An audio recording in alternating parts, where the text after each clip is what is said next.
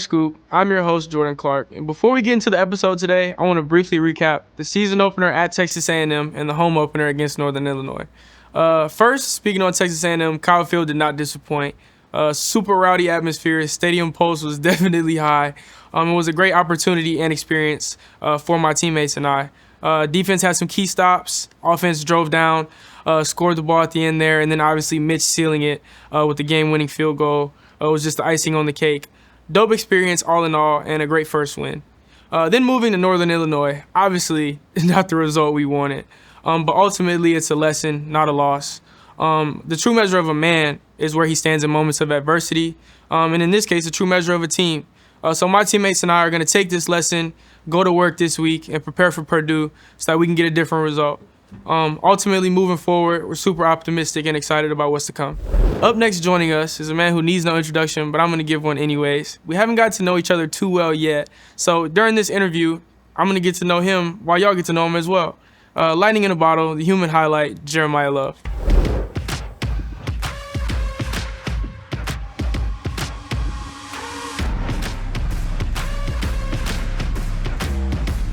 Welcome to the Irish Scoop. I'm your host, Jordan Clark. Sitting with me here today, joining me on the show is Lightning in a Bottle, St. Louis' finest, our starting running back, Jeremyiah Love. Appreciate you being here with me today, brother. I'm glad to be here, man. Man, it's an honor. This is an honor. Back on the road this week. You know what I'm saying? Headed to Purdue. Before we get to that, though, wanted to talk about A&M. For me, probably one of the craziest environments I've ever been in. Shoot, what were your thoughts? It was crazy. Shoot, I've been to one A&M game during my recruitment. It was Texas A&M versus Miami. It was a night game, too. Yeah. The atmosphere was way similar to our game. I would say it was way better. Yeah. I mean, like, crazy atmosphere. You see all the white tiles swinging in the air. Texas A&M was almost the loudest stadium I've ever played in. I would say Ohio State.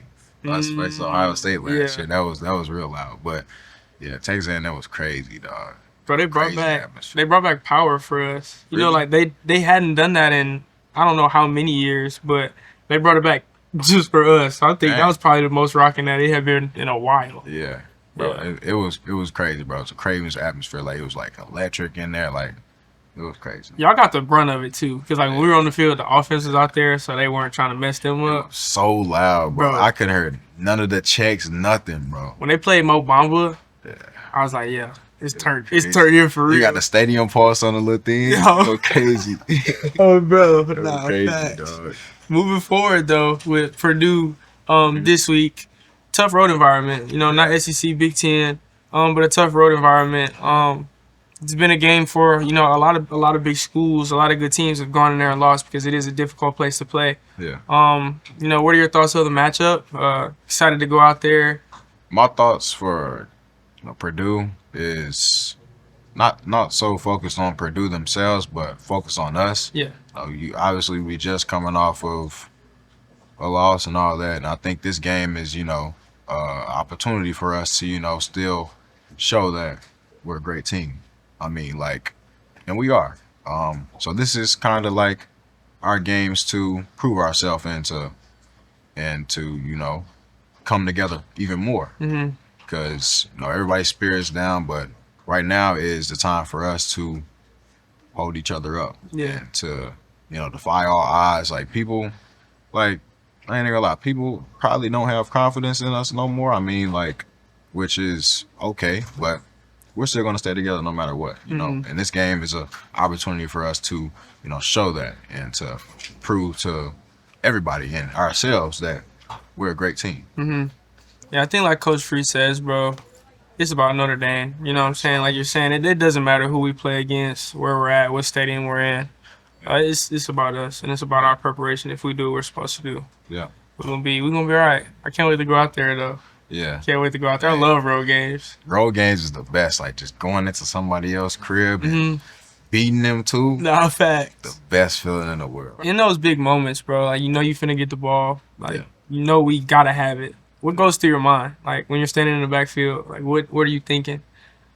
I'm not really thinking too much of anything. Yeah. I'm just just focused. Like like laser focused on what I got to do, and whatever I got to do, I'm gonna do it to the best of my ability. Like the last play or my touchdown run at Texas A&M, like looking at the score, like I know I gotta make a play, I gotta make something shake. And shoot, once I got the ball, it was just trust it, trust the run, trusting my teammates are gonna be there for me and do their assignments, and I trusted it all the way. Little hole opened up, and it was from there. Cancel Christmas. It was from there. So, What goes through your mind when you jump 10 feet in the air over a human being and then keep running after that? What prompts that thought? Bro, I wasn't thinking about anything. Yeah. Like, I seen a dude running at me, and like from some previous tackles, they trying to hit me in my knees. So like I kind of knew he was gonna go low. So like 1 minute I'm running, next minute I'm in the air, flying, bro. I feel like I'm flying, bro. And shoot, I stumbled a little bit when I came down and took it to the house, bro. It was crazy, bro. Like I didn't plan it, I kind of planned it, like, but it just happened. Sized them up. It sized them up a little bit. Yeah, it just that was hard, bro. Outside of ball, what were things that you enjoyed doing? We don't get to talk too much. You're on the other side of the ball. Yeah. What were things that you enjoyed doing? What I'm saying, for fun? Like, what were your hobbies growing up? Growing up, I was an adventurous kid. I loved to flip. like me and my cousins would do like all types of flips. Like I would hit backflips off of walls. Like my cousin would like put his hands like have me step on his hands and like throw me up. I hit a backflip. I did all that type of stuff. Hitting backflips on lawnmowers, everything, bro. I used to climb up on a roof. I was a real adventurous kid. Like I loved playing outside. Shoot, I was real creative. Like I had like a little Adventure Time sword that I would run around with, act like I'm fighting zombies or something like that. But yeah, growing up, I was really adventurous. Always outside. And then when I got to like 7, shoot, my dad introduced me to the game. Yeah. The first game I started playing was Call of Duty. It was Black Ops. He introduced me to zombies, and ever since I started playing that game, like I just been hooked on gaming. I've been playing it ever since. Like Call of Duty, zombies. Shoot, now I'm playing Warzone, all that type stuff. Bro, when did you realize that you were like different? Like, when did you realize like I am more athletic than all of these people that I'm playing against? Is it when you're flipping off lawnmowers, going 70, burning off on Christian? Like, at what point does that set in? I ain't gonna lie to you, bro. Like, I ain't realized that like I was more athletic than people until like I really got into high school, cause the stuff that I was doing like growing up, and like I thought all that stuff was just normal. Like just go out there and just do what I do. Like we played monkey in the middle, brother. I wasn't flipping off lawnmowers. I thought all the stuff was normal, bro. I really found out I was like, like ahead of like most people around like maybe like freshman year of high school, because I got to high school and was doing the same stuff. Then as I'm going up and elevating my junior year, shoot, got in for my first touch, scored immediately, and like that's when I knew like, dang, I'm pretty good. And after my junior season, I started racking up offers on offers. I gained like 40 offers in like the span of a couple months. Yeah. Like I was unknown like freshman, sophomore year. I was hurt sophomore year and all that. But yeah, bro, I knew I was like, like different by like junior year of high school. Cause I always thought the stuff was normal. And shoot, people just start telling me like, how you do that? How you make your cuts like that? Like, how you jump so high? I'm just like, bro, I'm just doing what I do. Speaking for the normal people, brother, you're not a regular individual. I'll let you know that from as an ambassador for us regular guys. But talking about your offers, bro, I kind of want to move into your recruiting process. Yeah. I looked at the list. You got offered by dang near every school in the country. Yeah. What was your recruiting process like, and kind of how did you go about that? So throughout all of my recruiting, shoot, man, coaches would just call me all day long, bro, and I didn't really like to talk to all the coaches. My first offer was Eastern Illinois. My second one, I think, was Mizzou. And after I got Mizzou, like, I just completely exploded. Everybody started offering me. And as I went through that process, it was kind of like a good thing and low key a bad thing, because like I'm not very much of a talker, and all coaches want to do is call your phone and talk and sell you dreams and do this and that. Yeah. But shoot, there was very few schools that could like get in contact with me.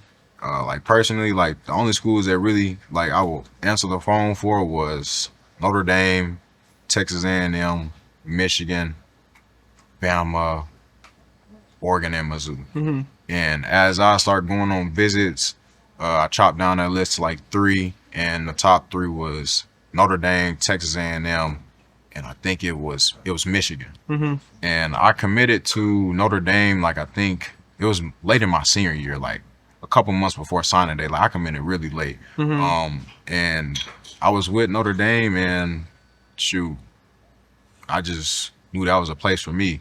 Like based off of my visits to Michigan and all these other places, Notre Dame was just the best decision for me and my family. Yeah. What were some of those factors? I know you look at kind of the lineage of running backs, at Notre Dame, you got guys like Kyron, you know what I'm saying, who's doing really well in the NFL now, guy from your city. Mm-hmm. All the way back to Jerome Bettis, guys like that. Yeah. What were some of the factors that made Notre Dame like the school for you? Why Notre Dame? Notre Dame is Notre Dame. Yeah. It's Notre Dame. Like Notre Dame had the best athletics and it had the best academics. And shoot, combining those two, it was just the school for me. It's a very small community too. Not a party school, nothing like that. Like Michigan and Texas A&M. I wouldn't say Michigan's a party school, but like Texas A&M most definitely. Yeah. And that kind of took those schools out of the picture because I wanted to go to a place where I could focus and really like hone my skills. And Notre Dame just had everything I was looking for. Yeah. The people here are also like very welcoming and kind, and that's kind of what drew me the most.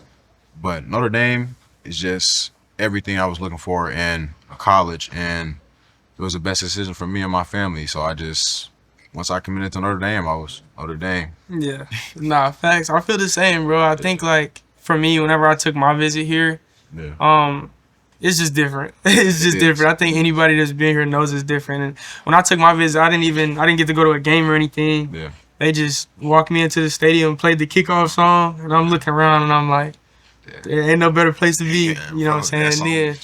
That's what I'm saying. And then you talk about all the other factors, the amazing alumni base, you know what I'm saying, getting to do stuff like this, the people you get to meet, and obviously education as well. Like there really is no better place to be, for sure. Everybody knows that you're an absurdly fast human being. You talked about it a little bit already. Yeah. But there's actually a locker room debate that I've caught wind of, that you think that you could beat Sha'Carri Richardson in a race. Most definitely.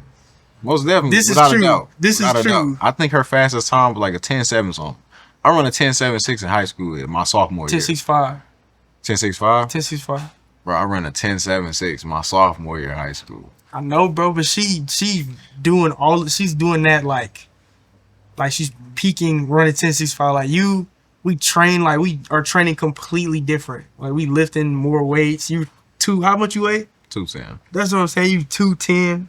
It don't matter, You bro. think how much did you weigh when you ran 10.7? Like 180 something. That's what I'm saying, bro. I don't know J Love. She's an Bro, Olympian look. fam. This is the end of it all. I ran a 10.5 my senior year. Yeah, that's That ends it that's all sound. right there. Ends it all. That's sound. Ends it all. 100%. And right now, I still think I'd beat in a race, even without the training. Or it might be like just a little bit of training, like because it won't take me that long to get back into. How long you think you need? Maybe give me a month or two. A month or two. Give me a month or two and she beat. Most definitely. Think you could beat Xavier Worthy in a race? Yeah. Most definitely. 4-2, buddy. Without a doubt. I don't think anybody faster than me. Jalen Water. No. Tyreek Hill. He's not beating me. Tyreek Hill. I got the utmost confidence in myself to beat anybody. Brother, I understand confidence. I think that confidence is an amazing thing, but I think we're bordering on delusion. It ain't. It's delusion until it happened. That's fact. It's delusion until it happened. I guess Put me that's on the what- line with anybody, I'm taking myself. I love it. I love it. Usain Bolt. Well, maybe not. Usain Bolt, but maybe At not least you Bolt. know, yeah. Maybe not Bolt, but anybody, bro. Put me on line. I'm taking myself. At least you know. So, in light of you being as fast as you are, one of the segments that we're going to do today is a lightning round. Yeah. So, basically, I'm going to run off some questions to you Mm-hmm. and answer them as fast as you can. They're simple, you know what I'm saying? Kind of just Yeah. surface level stuff because I don't know you that well. So, we're going to run off these questions, answer them as fast as you can. Yeah. You ready? Bet. Best video game of all time. Black Ops 1. Favorite TV show. I like anime, so I would say Demon Slayer. Favorite pregame meal. Mac and cheese. Favorite running back growing up. Barry Sanders. Favorite artist. Rod Wave. Favorite away stadium. Wade Stadium. Texas A&M. Favorite sports memory.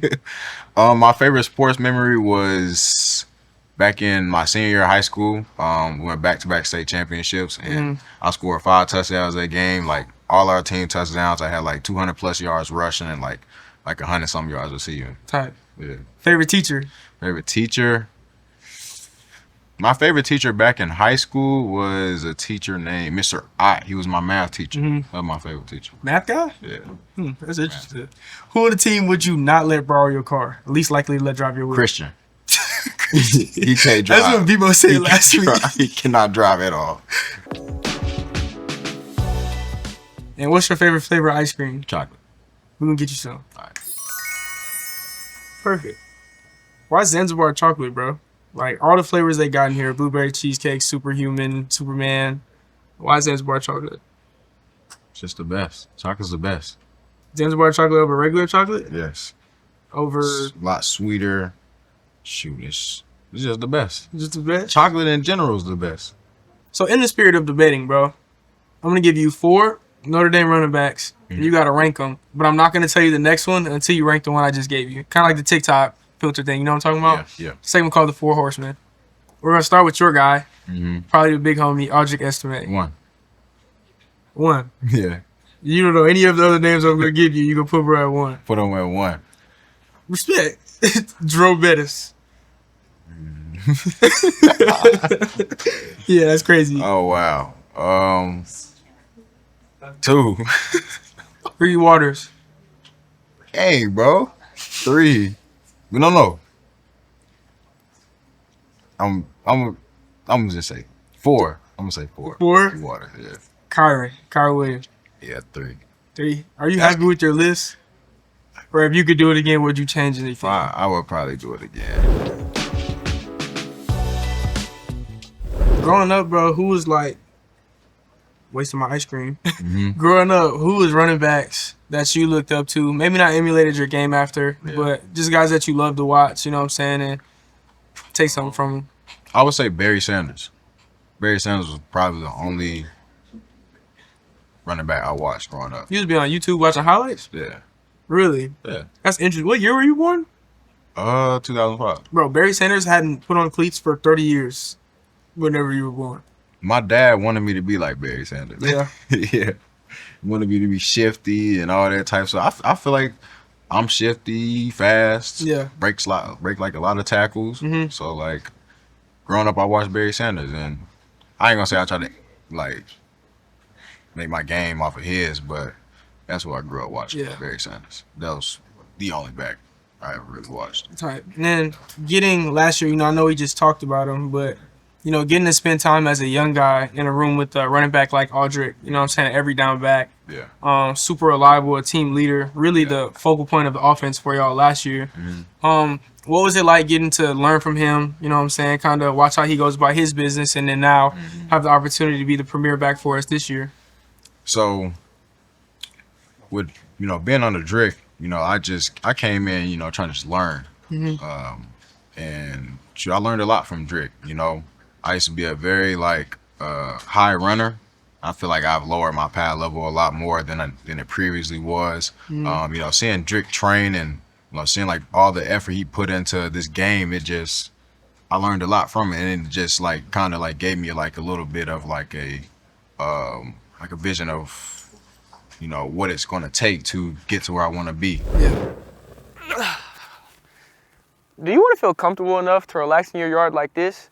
get in touch with our sponsor, H&H Custom Made Vinyl Fence Company. Want to enhance your home's curb appeal and style? At H&H Custom Made Vinyl Fence, we specialize in crafting fences that are beautiful and built to last. Our team only uses top quality materials and expert craftsmanship. With over 20 years experience in the Michiana area, you can trust us to find the perfect fit for your property. Whether it's for privacy, security, or simply to add charm, H&H Custom Made Vinyl Fence, your trusted partner in creating stunning, secure outdoor spaces. Call us today or visit hnhcustommade.com. Having, the young guys in the room that you have now, Aeneas and Kedron, two guys that show a lot of promise, two really talented football players. Yeah. How have you seen them come along? You now being the leader, being the guy in the room. Yeah. Do you feel responsibility to try to bring those guys up, and in what ways have you been doing that, if so? Kedron and Aeneas are both, I think they're both going to be very good. Like Aeneas, I think Aeneas is like kind of like a version of me in some way. Like he's shifty, he has great route running, he's a great pass protector. Yeah. So like Aeneas is a great back. Kedron, he's good too. He can run routes. He's big. He's like 230. Yeah. So he can break tackles. Like I really want to see Kedron get into a game and like completely like run somebody over. Dude is 230, bro. Big old kid. I feel like once he gets into his groove and gets really settled into college and like college football, he's gonna be a great back.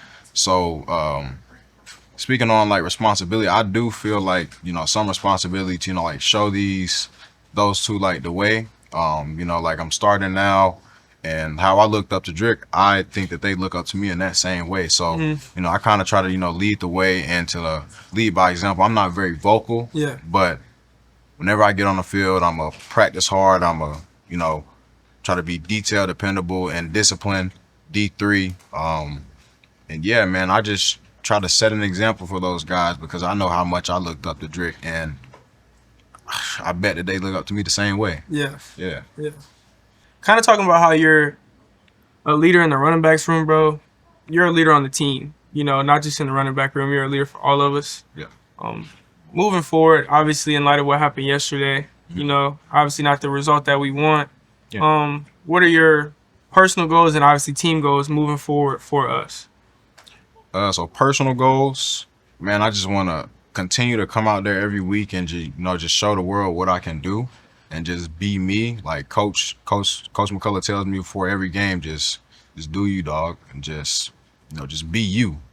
And that's my personal goal for this season, just to come out every week and make plays. Yeah. As for team goals, man, I just want us to, come together more as a team and, just have success. I mean, like, anybody can win on any given day. And it just so happened that we lost that day. That doesn't make us any less of a team than we were. I mean, we still have great players. We still have playmakers. Still have a great O-line. Yeah. Like, we have great players in this program. We have great coaches. But, as a team, I just want us to, come together more and, when somebody's down, pick them up and just keep going, man. And just don't stop. Don't let bring us down and hold us down. It happened. It's in the past. Let's move forward and, continue to have success. We just came off of a big win. Yeah. We can do it again. Yeah. So, team goals is just, stay with each other. Yeah, bro. It's great to hear you say that, too, because even talking to BMO last week, he just talked about the brotherhood. This happened a few years back. I know that we lost to Marshall, or they lost to Marshall a few years back when I wasn't here. Yeah. And he said that basically, looking at the light at the end of the tunnel, it's always national championship or bust for us. That's always what everybody expects. So ultimately, that's what we end up looking forward to. Yeah. Just basically about cultivating the locker room, cultivating the local culture that we have, and staying together. You know what I'm saying? And I don't think that could be any more relevant than it is now. It's the exact situation we're in. So hearing you as a leader say that, bro, I think we'll be all right. Yeah. Yeah, we'll be straight, good. dog. We will be This good. minor setback for a major comeback. 100%. We built for adversity anyway, so Built for it. nobody in the building, nobody but the people in the building. Yes. That's all we need. Yes. Going there, playing ball in St. Louis, you had the opportunity to play against some good players. Like I said, you got to play against Christian. Yeah. You got to play against Luther Burden, Yeah. you know, the receiver that goes to Missouri, very good player. Yeah. What were those battles like? You know what I'm saying? What was it like, you know, getting to go out there and compete at a high level like that in high school? So playing against Christian, man, Christian, I ain't gonna lie, they team beat CBC like my freshman and sophomore year. They beat us pretty bad. Like they blew us out. But like I wasn't playing though. Yeah, that wasn't you. That wasn't me. Yeah. So when we got to junior year and senior year, shoot, you know, I get on the field, change the whole scenery. You rocked out a little Change bit. the whole scenery. Every game, like junior and senior year, I had like 100+ on Christian team, like and like at least like 3 touchdowns or more. Abusing them. Dominating. I got a picture from playing Christian team. I think I caught like a little rail, and I'm running down the sideline, and Christian kind of tried to come tackle me in the end zone. I'd like swipe his hand. He said he hawked you. No, he didn't make the tackle. He said he hawked you. I swiped his hand and he fell down. We're going to have to look at the tape, bro.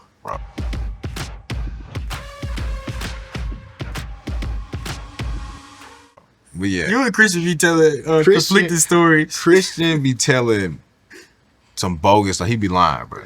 He don't be telling the truth. He don't be telling the truth, bro. Yeah, he's a fabricator. We dominated Christian team. Yeah. Junior and senior year, we completely dominated them. And then Luther, we played them my junior year. Very close game. I think the score was 49-47. Luther did his thing. Shoot. And it was just Luther, dog. Yeah, he's a boy. It was just Luther, dog. And they ended up winning. I scored, like, my first touch of that game, I think I went for, like, 70 or something like that. Yeah. Bounced it out to the outside, cooking dudes, and took that medal all the way to the crib. But it was a great game. Yeah. And, shoot, they just came out as the winners. Something new for both of us. Yeah. Big Ten Stadium we never been in. Yeah. We're going to bring out 2 new flavors that neither of us have tried. Bad. So we get that going. Let's go.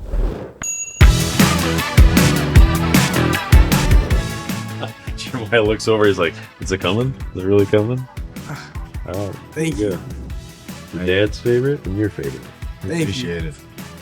I'm excited about this Munchie Madness, bro. I was sizing this up earlier whenever we were going down the line. Bro, I be seeing mint Oreo whenever I be like going to ice cream shops, and I'm just curious, like, who likes mint in their ice cream? Nah, I feel like it's kind of like a cult thing. Yeah. Like last time I tried pistachio, I believe it was with BMO, Yeah. and they were saying that it's a cult thing. I feel like mint Oreo is similar. Yeah. It's a similar kind of deal. Then we got rainbow sherbet. Yeah. It's actually like that's my dad's favorite, and my dad gets it all the time. I've never had it though, so like, I want to try it, see what it's all about. My dad loves it. That's what I'm saying. And talking about your parents, bro, mentioning your dad, talk more about growing up in a household with both your parents being police officers. I feel like that's unique. That's something different. You know what I'm saying? I'm sure it was no nonsense. You wasn't getting away with nothing. Yeah. Talk about what it was like growing up in that type of house. I mean, believe it or not, bro, it wasn't a very strict household. Like, there were certain things that I could and couldn't do, but it was like nothing like really strict. Yeah. I mean, like my parents, well, my dad specifically, like he drove a lot of, you know, or taught me a lot of stuff, you know, things I should value, like as a man, like, you know, your word is your bond. Yeah. You know, don't say the first thing that comes to your mind. Control your emotions, and, you know, just do the right thing when nobody's watching. Yeah. You know, and one thing he also told me was, you know, do whatever you're doing in life or whatever you choose to do. Like, you could choose to become a janitor or anything like that. Yeah. Whatever you choose, do it to the best of your ability. Like, and that's like sums up a lot of stuff that he taught me. And then my mom as well. She was more like, you know, be kind to people, you know, don't never take anything personal. Yeah. We're all like still young and all that. But like, yeah, my mom like kind of drove a lot of the love stuff into me. Yeah. And shoot, No growing pun up. intended. Yeah, no pun intended. But yeah, the both of them, shoot, man, they did a great job raising me. Yeah. And shoot, my dad is, I want to become a man just like my dad. Like, Yeah. he drove. I want to be better than my dad. My dad, I feel like He's one of the greatest men on planet Earth. Yeah. I feel like, and I really look up to him, and I want to be one day better than him, and I know he wants me to be better than him. What you think about the ice cream? This is great. It's fire? Yeah. Your pops was right? This is right. This is great. I found, bro, very often they are like Mhm. parents, the stuff they tell you, as much as like, especially with my dad, bro, like growing up, Mhm. I never wanted to, I was never really listening or hearing him just because he was my pops. I was hearing everything from other people and thinking that it was more credible, you know what I'm saying, and listening to that and taking that to heart more. But I found that getting older, everything that my dad told me growing up, everything that he tried to instill in me when I was young, Yeah. were the right things, and they're things that I'm experiencing now being older and like becoming a man. Yeah, bro, like if anything, I wish I could go back and listen sooner because he really did. I feel you. He on knew that. what he was talking about. I feel you. He knew what he was talking They about. be knowing. The parents know exactly what they talking Bro, about. they're literally just old kids. Yeah. Like they're doing all of they're doing this for the For first real. time too. For real. Literally just old kids. That's my dog though. But in honor of this last ice cream flavor, Yeah. it's our last question. Yeah. What is your favorite Notre Dame memory so far? My favorite Notre Dame memory, Yeah. I would say it was the Ohio State game. Like, not gonna lie, I mean, like that game, I feel like everybody played great, Mm-hmm.